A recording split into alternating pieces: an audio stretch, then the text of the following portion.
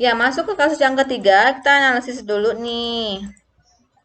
Citra menginvestasikan dalam bentuk uang tunai sebesar 8 juta untuk seperempat kepentingan yang dia akan beli. Lalu setelah kita melihat kasusnya bahwa si Citra ada Citra yang mau masuk dengan memberikan uang 8 juta. Kita hitung dulu nih proporsi yang seharusnya diakui berapa.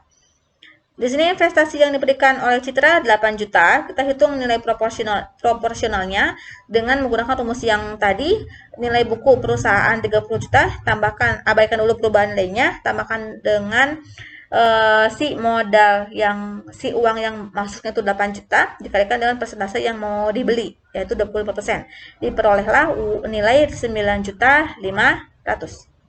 Nah, di sini untuk investasi yang diberikannya 8 juta, hasil perhitungan nilai buku proporsionalnya untuk Citra seharusnya 9 juta 500. Maka di sini nilai investasi yang diberikan lebih kecil dibandingkan proporsinya, maka masuk ke kasus yang ketiga. Nah, berarti kita harus analisis nih, si perubahan nilai ini ada di mana. Ternyata kalau sepertinya hasil analisis perusahaan mengatakan bahwa ada perubahan nilai di bagian inventory, maka pasti ngaruhnya ke inventory.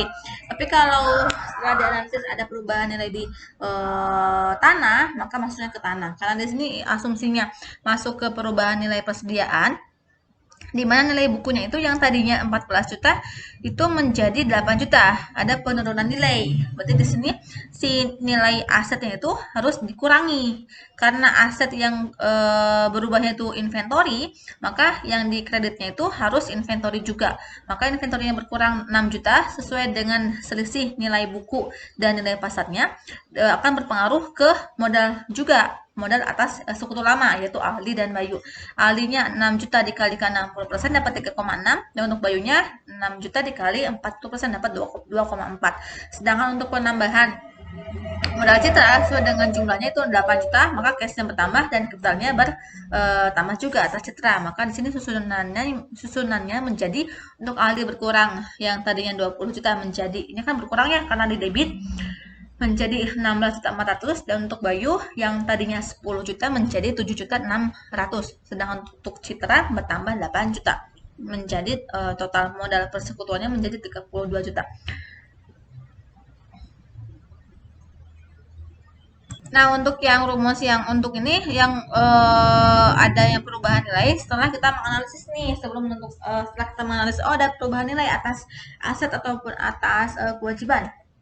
Maka kita hitung berdasarkan rumus proporsional yang tadi 30 juta tambah karena di sini nilainya berkurang 6 juta dari 14 menjadi 8, maka di sini dikurangi dulu dengan perubahan nilainya 6 juta tambah dengan investasi sekutu yang barunya 8 juta dikalikan dengan 0,25%, maka modal yang diakui atas Citra sama yaitu 8 juta. Begitupun dengan yang kasus yang kedua yang sebelumnya, di sini perubahan nilainya yaitu adanya revaluasi atas aset sebesar 3 juta. Lalu kita hitung berdasarkan rumus yang tadi dijelaskan, dapat yang untuk citranya dapat 11 juta. Nah, lalu tadi kan sudah masuk ke kasus yang metode yang pertama atas revaluasi aset.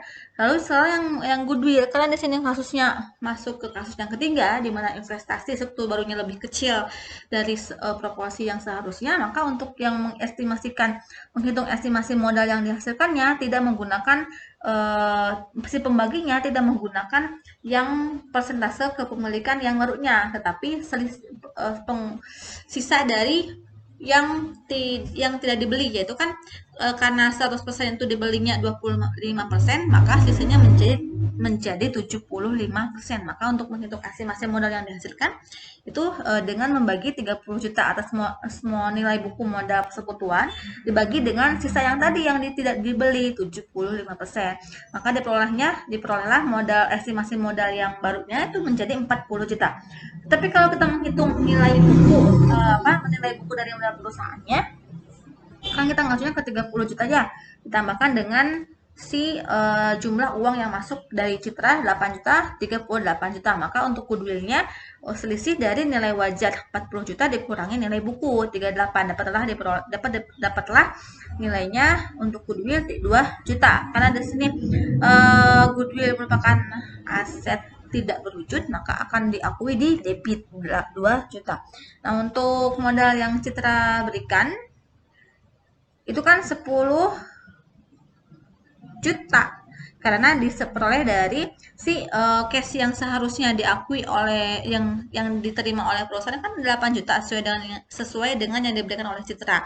Lalu ada pengakuan goodwill yang tadi ini 2 juta, maka pengakuan atas modal Citra menjadi 10 juta.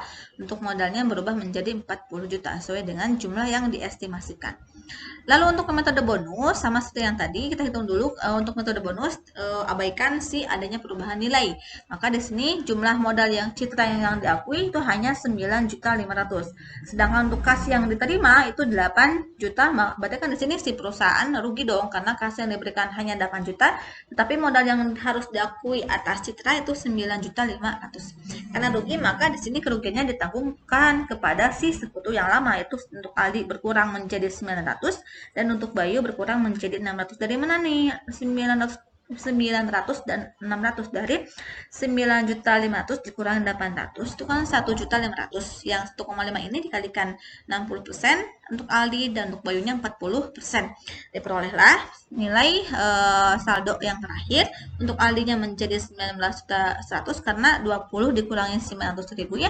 Dan untuk Bayunya 10 juta dikurangi 600 menjadi 9.400.000 dan untuk Citra 9.500.000 hingga jumlah modal yang terbaru 38 juta. Nah, ini untuk yang goodwill sama perubahannya di sana.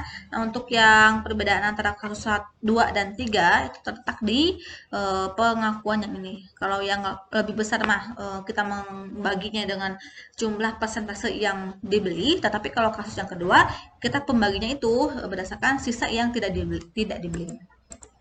Nah, selain kita membahas tentang penambahan sekutu,